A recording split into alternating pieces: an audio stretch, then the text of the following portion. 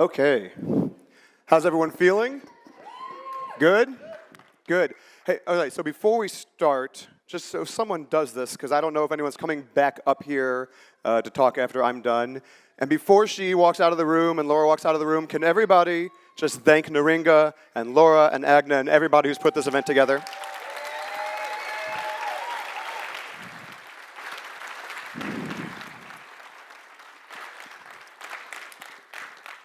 So I've not been here before. I've never been to Lithuania. I've never been to build stuff. I've heard for years from a bunch of other speakers and friends throughout the community what a great event this is. Not only is it a great event, but it really is a great community. So also thank you to all of you because the attendees have been great and engaged, interactive, just smart, great people. So thank all of you too. Now, who learned stuff this week? Oh, come on. All right. All right. I'm going to ask people to raise their hands a little bit. So, good. Did anyone, who was excited about some of the stuff they saw this week? Yeah, sweet, good. Did anybody see something or learn something that just, you saw it and it just kind of like totally blew your mind? Some people, handful of people, that's okay. So here's the thing. When I go to a conference, this is the truth, when I go to a conference, I walk into a conference thinking I'm pretty smart. I really do. I walk in thinking, I know how to do things, I understand the industry, I understand the technology, the things I use every day, and by the time I'm done, and I go to some sessions, I talk to people who are other speakers, people who are other attendees, I leave, and I don't think I know anything, right? The industry changes so fast, there is so much to learn. And so what I end up feeling is sort of like I'm running into a brick wall. I feel this way a lot. I really do. Where I kind of feel almost paralyzed because there's so much to learn, there's so much going on, there's so much to do all the time that like I don't know how I'm going to keep up. And so instead of saying, well, I'll do this, then I'll do that, instead, I just don't know where to go or how to begin. What I want to say, what I want to feel is that everything's amazing. I want to feel that there's sunshine and rainbows and unicorns and all the other happy internet memes, kittens on unicorns shooting fire, whatever. That's what I want to feel, but what I really feel is this wall. And it's worse than just feeling the wall, because what I often feel when I'm really stuck or I really don't know what to do is not only that there's a wall in front of me, but then I start looking around and like, I'm surrounded on all sides. I felt pretty good coming in to a situation. I felt like things are okay, but once I feel sort of blocked off in one direction, I look everywhere else and I don't know how to get back out, right? So different languages have different idioms, different cliches, right? But at least in English, in American English, we use a lot of terms for that sort of feeling when we feel paralyzed. We use words like a roadblock or hurdles, right? Or a stumbling block. And the reason we use words like that is because sometimes that feeling, it's tangible. It's all up here, right? We're stuck with something in our heads, but we feel physically like we don't know what to do. So that feeling, in effect, is adversity. It's adversity. Has anyone never felt adversity before? Right. Because I'd call you a liar if you said yes. Now, here's the thing about adversity. What I want to do and talk about a little bit here this afternoon is sort of when we're feeling that way, when the industry has too much going on, when life throws too much at you, or your business or your work throws too much at you and you don't know what to do if you feel the way I do. We'll talk about some of the tools and the things that I use to get started again, to start back over again. Now, to do that, I want to kind of tell a quick bit of a story about myself and why this is really important to me. So many moons ago, before as a software developer, an architect, whatever else, I'm also a lawyer. I usually apologize for that. But I was also an attorney. And when I was in my 20s, things were pretty good. Like from an outside perspective, looking in at me, things were pretty good. I had a good job, good education, good career, making good money, but I was miserable. I hated what I was doing. So, for the first of several times in my life, when I was about 28, I decided to start over. Now, what is a normal thing for an attorney to do when they want to do something different? Obviously become a computer programmer. That makes a lot of sense. And it really isn't completely random. The truth is, I was building computers and writing software when I was young.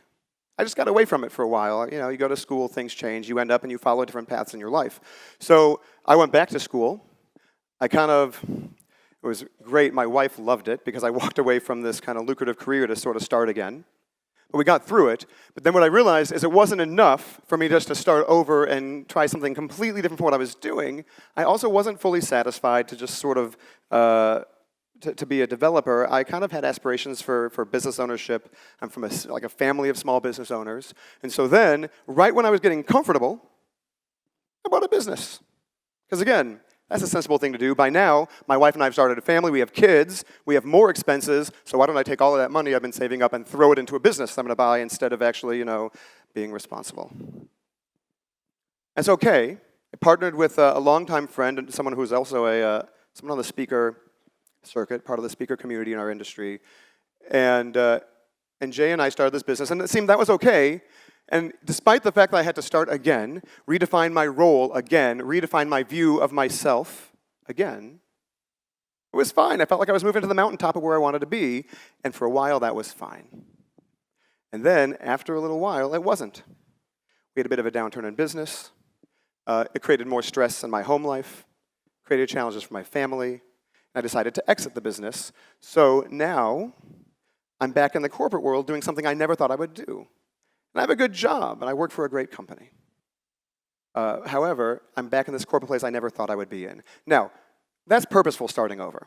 I mean, I brought all that on myself, right? I've got good things going for me, and I decided to change, I decided to change. But let's talk now about my former business partner, who is still a dear friend of mine. Let's talk about Jay. He's about the same age as me. He's almost exactly the same age as me. He has 2 young children who are almost exactly the same age as my children. And a few years ago, and I'm not going to talk about this a lot because it's not my story to tell and it's difficult, but a few years ago, one day, randomly, his wife, when she was 32 years old, was on her way to see a client and she got in a car accident and she died. The kids were 1 and 3. That was hard. And that was hard for him, for his family and his close friends, and I had like a front row seat to that pain and that misery. And it was a very difficult thing for everyone to get through who was around him, everyone who cares about him and his family. But something amazing happened. Because I watched him from the front row, and after a while, what started to happen is like new wonderful things rose from the ashes of his tragedy. He had some major life changes, obviously. He moved to a new state. He moved across the United States. He's in a new relationship. We had some changes to our business. But he's in a pretty good place now, all things considered. And what I started realizing when I watched what he was doing, and I thought about what Jay went through with his major family tragedy, and what I had to do to get through, my own starting over periods, I started noticing a lot of things that were similar. And so then I started paying attention to other friends and colleagues and peers in the industry and watching what they were doing. The people who were most successful getting through their own adversity. And it didn't have to be a family tragedy. Hopefully not many of you ever have to go through the kind of family tragedy that Jay's family did, but you will have your own adversity in your lives. And so what I started realizing is that adversity, I'm going to talk about language a little bit. I think words really matter. No matter what your language, native language is, I think words matter. And the way you choose to frame something and the words that you choose to use help you frame your own state of mind. So I try not to think about adversity. I instead think of adversity as just being transitions. Adversity is just transition. Everyone goes through transition. Transition's hard. I'm not saying it's not hard. Transition is often painful. Right, but transition is, by definition, the death of something old and the birth of something new. And death and birth are difficult and painful, sometimes kind of messy. Okay, but when we think about it that way, what you can start to do is figure out ways to go through things. So what I'm going to do and talk about is kind of like my mental framework, because we're engineers, probably very many of us in this room at this conference, we're software developers, engineers, software architects. We like to think about things with frameworks. So I started doing that for myself. I started saying, okay, well, what are these steps? Because when I'm stuck, when I have that wall in front of me, I don't actually know what to do. So instead what I started doing is figuring out what it was that I needed to do when I was feeling fine, when I wasn't in a bad spot. So that then when I feel paralyzed by a challenge, whether it's a personal challenge, a professional challenge, trouble at work, whatever it is, I have steps to take a step back and say, okay. Now, I will say these are my tools. You're welcome to use them. You're welcome to have them. That doesn't mean you need to. But the goal, and my goal for this talk, and my goal for all of you, is to start thinking about what those tools are for you that help you to get through challenging times in your lives, help you get through troubling things at work, troubling things with your family, troubling things with the change in the industry, whatever it is, so that you're prepared and can think about those things. Because our reality is, in our industry, like, things aren't slowing down. So setting aside family tragedies and major career changes, things change all the time. That's not going to change. So if the constant change in technology is difficult, or becomes difficult, you need to be prepared for that all the time. Now, where do I start? This is kind of like I feel kind of strange, because it comes off sort of as a self-helpy thing, and it's not intended to be that way, but it is still sort of like a four-step thing. At least for me, I have 4 steps that I go through and 4 things that I think about. The first thing I think that people can do and that I do when I really don't know what I'm going to do is I need some sort of like a self-inventory, some sort of an assessment, right? Reflection. And I will tell you a story. Like for me, I've really done this. Right around the time that I stopped practicing law, I literally woke up in the middle of the night in a cold sweat, got up, sat in front of a mirror for an hour, and stared myself down. Now, did that solve my problems? No, totally not. But it forced me to start thinking. And so, at least figuratively, it's important to kind of look in the mirror and start thinking out, what is my situation? Is it really that bad? Maybe it is. If it is, what can I do? What do I already know? What are my skills, right? New role at work, or my role goes away at work. I need to do something new. Do I have the skills? What skills can I apply to that thing? I need some sort of assessment. But it's not enough just to look in the mirror, and I will tell you why. It's because when you look in the mirror, let's say I had to have a cat picture. Denise knows what I'm talking about. I had to have a cat. There's this idea that when you're looking in the mirror, a lot of times people who are trying to help you say just, you look in the mirror and tell yourself that you're great and you're strong and you can do these things. That's fine. That's actually great if you're able to look in the mirror and get yourself excited. But in these starting over times when things are difficult, it's totally possible that you may actually be the lion. You may be great, and you're looking in the mirror, and because you're not feeling so hot, what you see looking back at you is this tiny kitten. Either way, what I'm confident in is that the one thing that you will never get when you look in the mirror, just subjectively, is the truth. You might get some. You might get some, but you're not going to get all of it. And so what I care about is not just getting a self-inventory or taking stock of my situation. What I care about is objectivity, finding a sense of objectivity in my assessment. Because when I'm stuck, we got to make decisions, right? I don't know what to do. I don't know what to do, so I need answers. I have difficult questions, and I need answers. And to get good answers, you need to try to find a way to a point of objective truth. Now, usually what I'm trying to figure out most importantly is what's next. What's next? I have a change in my job. I don't know what I'm going to do, but I got to find a new job. What am I going to do? Man, what's next?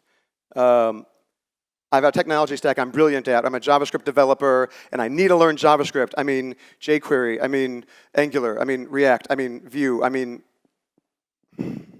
whatever's coming next. I don't know. What am I going to do? What's next? Oh, I was at a JavaScript meetup on a regular Monday evening, and I got a phone call, and my wife died. What am I going to do? What's next? And to get those answers, you have to ask the right questions. Because, now, objectivity is difficult for me. I'm a very subjective person. I'm a very emotional person. I try very, very hard to not become too analytical. I fail at that very often. But I try not to be too analytical in my daily life. Because I like emotion. For me to be effective, for me to do something that matters, I need to feel an emotional response to the thing that I am doing.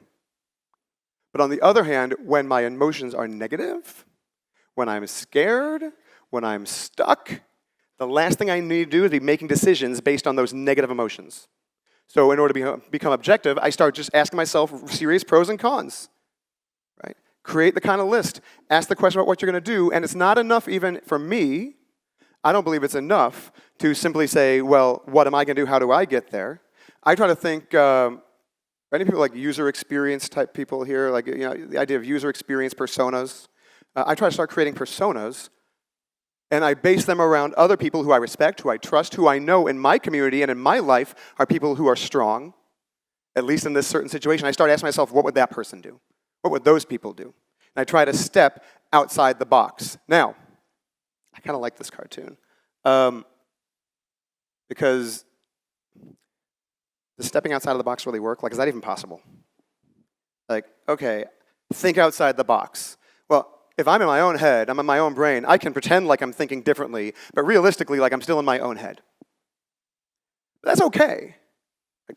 That's okay. Because at the very least, when I try to be objective, what starts to happen is I start thinking about the questions I need to ask, which leads to sort of the second thing. Once I start thinking about objective self-assessment, I can think about the second thing. Now, this works probably better in the United States than other places. Did you have Mr. Rogers? Do people know who Fred Rogers is? I'm guessing maybe, maybe not. Some people do. So in the United States, like an icon of children's programming was this man named Fred Rogers. He was amazing. If you grew up when I grew up, or really within a 40-year period, you loved this man, and he gave you self-esteem and told you the world was great and everything was wonderful, and he was just fantastic. You should like seriously look him up. He was wonderful. But one of the things he said in a kind of a famous interview was that when he was a child and he saw upsetting or bad things on the news, he didn't know what to do. What his mother told him to do was just take a deep breath and look for the helpers, because there are always people who are helping. Now, in his particular context, when he was talking in this interview, it was about kind of tragedy or fire, and you're looking for the police and the firefighters and all that. But the idea applies everywhere, right? Look for people who can help. Right? Or to put it another way, right? Once you start finding those people who can help, look for people who are better than you at something, because if they are, there's a pretty good chance they've failed at it more than you have. And that's a good thing. Find people who are not afraid to fail and who have learned. And if you can find those people who have failed at the things that you care about and who have experience to share with you and are willing to be your helper, then what we're really talking about here is mentorship. So my second step is about mentorship.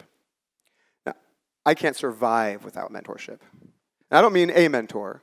I mean mentors everywhere in my life. I surround myself with them. That's a big part of why I do what I do. It's a big part of why there's several speakers sitting down here. That's a big part of, I think, why a lot of us do this, is we find these mentors in our lives to help us get through things. But mentorship's kind of an interesting thing, because some people take mentorship very seriously, and they get excited about it, and they want to get something on a schedule and calendar, and they sit down, and we're going to ask questions and have something very structured. We're going to have coffee. Having coffee is actually kind of nice in this country because the coffee is amazing. But it doesn't have to be this structured. Mentors don't have to be structured in this way. Right? We talk a lot, I know I'm talking about the developer, like speaker community a lot, but we talk a lot in our community about the hallway track or the hallway conversation at a conference. So if you're at an event like this, and I saw it a ton here over the last 3 days, there are people everywhere and there's so much energy. You can learn a lot from serious mentors where you structure and schedule things, but you can also have like one-off things. So if you talk to somebody, just walk up and say, hey, what are you working on? Or if you're listening to a conversation and someone says something that kind of strikes a note with you and you think, well, I've been struggling with this too, just say, hey, let me talk to you for a minute, and sit down for a couple of minutes. That's good enough. That's still mentorship. It doesn't have to be a big, long-term structured thing. Both are okay, and if you recognize that, then you stop thinking about mentorship as mentorship. And again, to use a different word, I think of mentorship as relationships. It's just relationships. Now again, are relationships easy? Sometimes not. But starting relationships does not have to be difficult. Starting relationships is as simple as saying hello, introducing yourself randomly to someone who you don't know, and having a conversation. And sometimes that conversation becomes something great, and sometimes it doesn't, and that's okay. But when you think about relationships, then you further start thinking about how it's a two-way street. I've been in a lot of relationships with mentors where the mentor has, I've sought out the guru, I've sought out the expert. I say, I need your time, I'm just going to sit and listen. But some of the most valuable relationships and mentorships I've had have been with relationships with people where the same person that's mentoring me is being mentored by me as well about different things, because everyone has something to share. So, I'm going to tell you, along those lines, this is true. One of the most important mentors in my life, for me, one of the most important of all, is my son. He's 7. Right? And I'm not really kidding. He's a 7-year-old kid. He also is incredibly gifted with empathy. He is also incredibly gifted with understanding and knowing me. Maybe it's because he's mini-me, right? Like, he understands everything about me somehow. He's basically got all the good traits and all the bad traits. But he gets me. And he comes up to me sometimes, and I'm all smiles. He says, Daddy, what's wrong? I said, I don't know, nothing's wrong. What do you mean what's wrong? He's like, Daddy, what's wrong? I said, Bud, I don't know what you're talking about. Everything's fine. He's like, I say, okay. And I'll tell him. I mean, understanding that he's 7, and I'm not necessarily going to lay all the world's problems on my 7-year-old's shoulders. But I do communicate with him. I mean, if he's mature enough to ask a question, he's mature enough to get an honest answer. So I'll tell him. And he'll sit down, and he helps more often than not. And the reason he does is because he's young, because he's able to see things with a simple mind, and he isn't necessarily the expert or the guru at this thing that's bothering me, he can distill down simple truths that help me figure out where it is that I need to go. He's not going to solve all the world's problems, but neither am I. So the point is, sometimes if you're willing to just take a step back and listen, you might find very meaningful, important relationships in your life at a time when you need them in a place that you least expect it. Now, I'll go back to the wall for a second.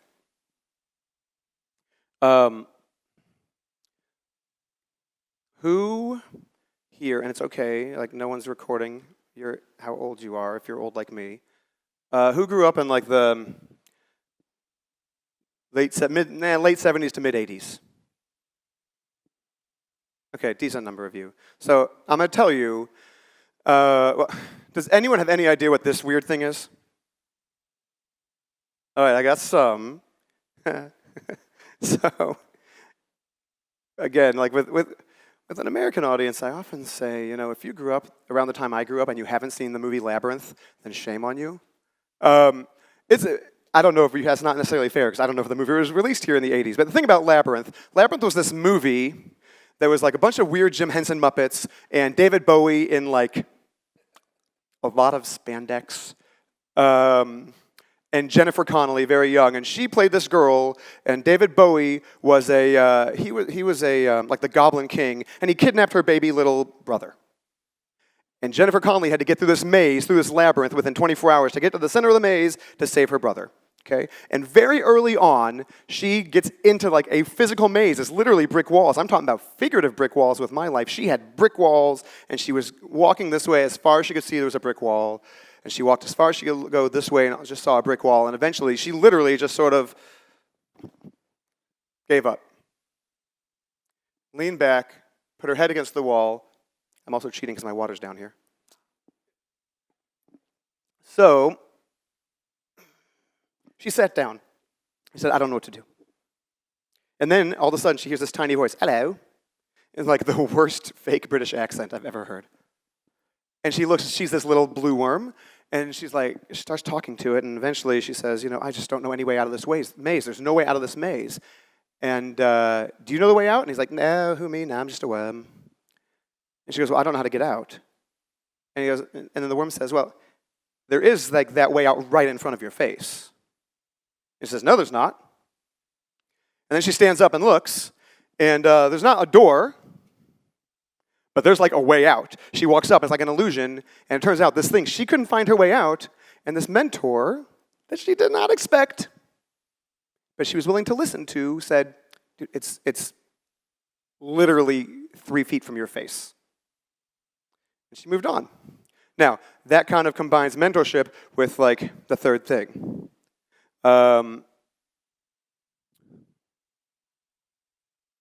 Okay, I don't really usually do this kind of cliche or meme, but what do you do when opportunity knocks on the door? What do you do? Open the door. Open the door. Identify opportunity. Recognize that it's there. Seize it. Now, those first couple things, I'm pretty decent at. This one, anyone who knows me well will tell you I'm really, really bad at. Like really decidedly bad at it. I am very fortunate in my life, for me, that I have a lot of good friends and mentors and people all over the world who are there to help me when I need help. And yet, they say, there's the door, and I say, what a lovely door. I'm going to go right over here. And then they're trying to help so much, I say, oh, no, well, cool, in that case, there's a door here. And I say, what door? It doesn't look like anything to me. And I walk back over this way. Why am I afraid to open the door? Like, why are we afraid to walk through these things? And I think there's 2 potential reasons. The truth is, you walk through a door, my biggest fear, quite frankly for me, and I think this is true for a lot of people, is what if we walk through the door and the sunshine and rainbows are actually there, and then we freak out? Because we don't know what to do. Now I got this thing I've been looking for, and now what? We panic. I had a great conversation with a good friend several months ago about this exact thing. Also a speaker. You'll notice a trend. We all speakers. We travel so much, all our friends are other speakers. So I was having a good conversation with someone, and he said, look, I've been trying for so long to get an opportunity to speak somewhere overseas and do this thing, kind of broaden my reach and my appeal. And he finally was accepted to speak at a big event in Norway. And he said, instead of being excited, he practically threw up on his feet. Like, literally. Because he didn't know what to do. So that's one reason to kind of freak out and be worried. But another reason to be concerned is, what if, we open the door and we look around and there's just another empty room and there's nowhere to go. And so we don't want that experience. But so what? So what? Open the door, look around. Now, I always have to give this caveat.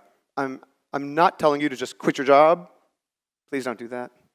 I'm not saying there's a door of opportunity and burn bridges behind you and walk in all guns blazing and slam things closed and move on, right? Because there could be an empty room.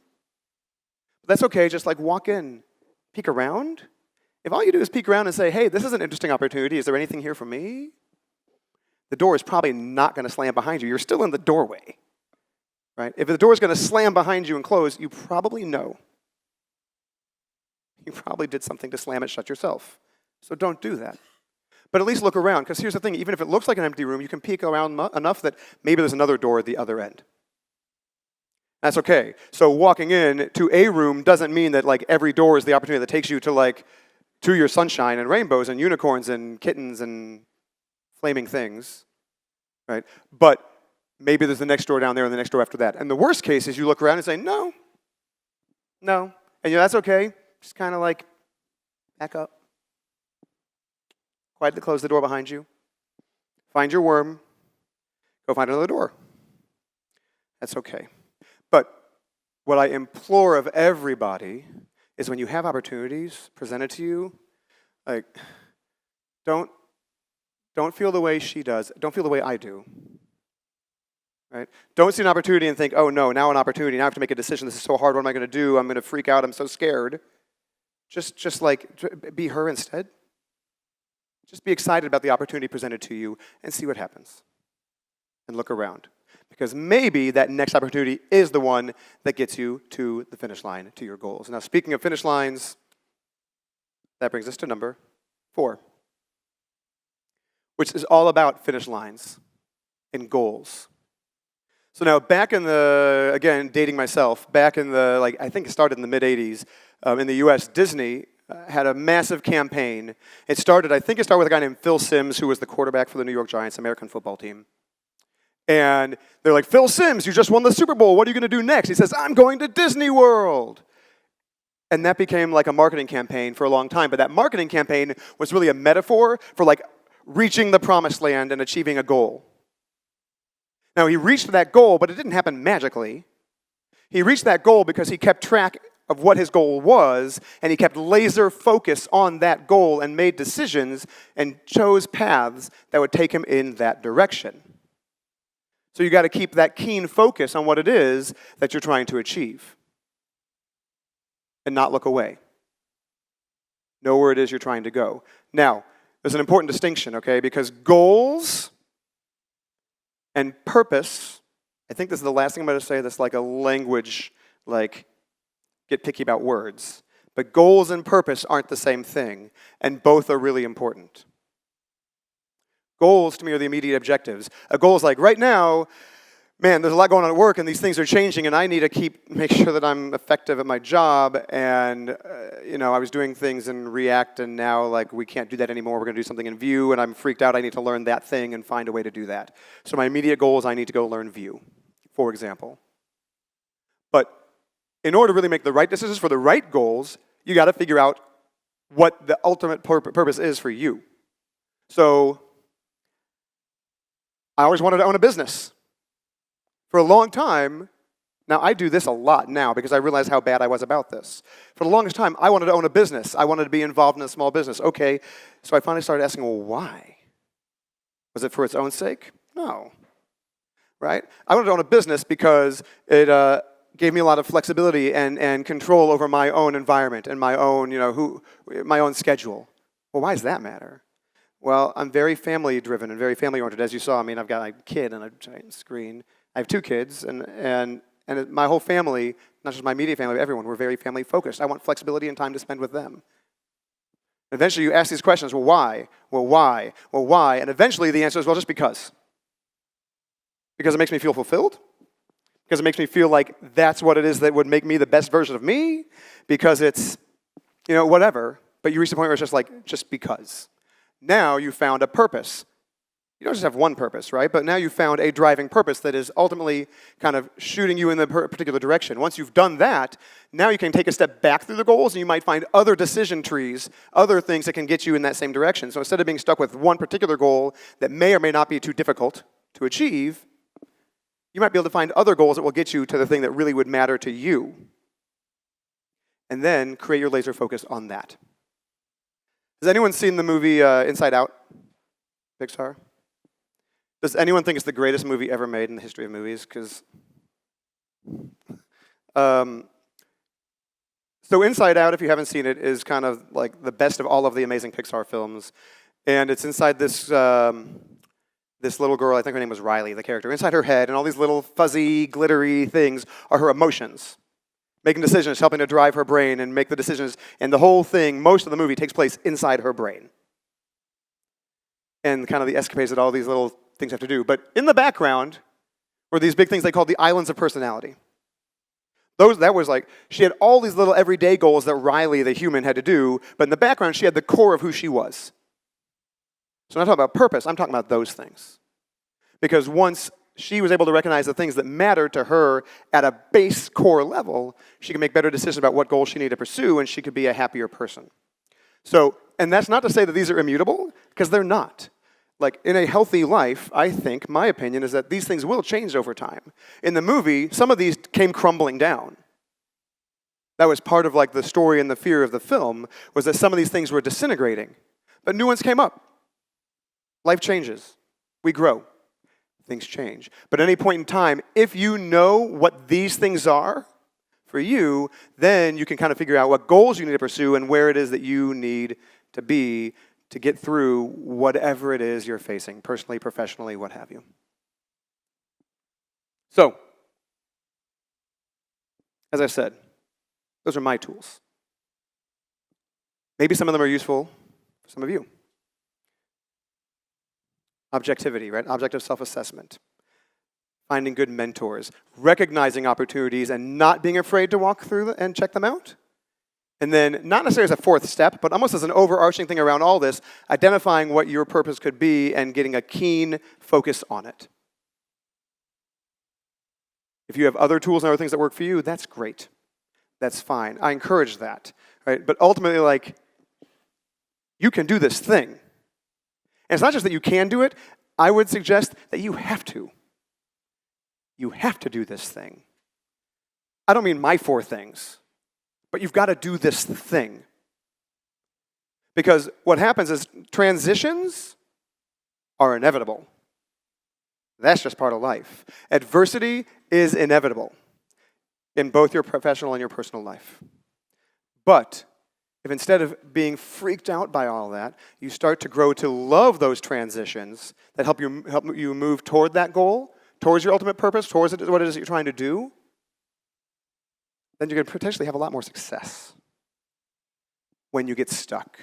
Because sometimes when transition happens, that transition, that very next transition, can be the thing that gets you to the goal and gets you to the place that you want to be in your life, and sometimes it really just starts with like a single spark. So, all I would ask when you all get up and you go out of here after a long 3-day conference of all this learning and networking and meeting people and doing amazing things is that start thinking about this process, right? Find mentors and identify opportunities, right? Figure out what your purpose is, figure out what your tools are. So that when the spark comes, instead of starting like a crazy wildfire and burning everything to the ground, it instead is the spark of creativity that allows you to get to where it is that you want to be. I hope you all have enjoyed the conference. Thank you for listening.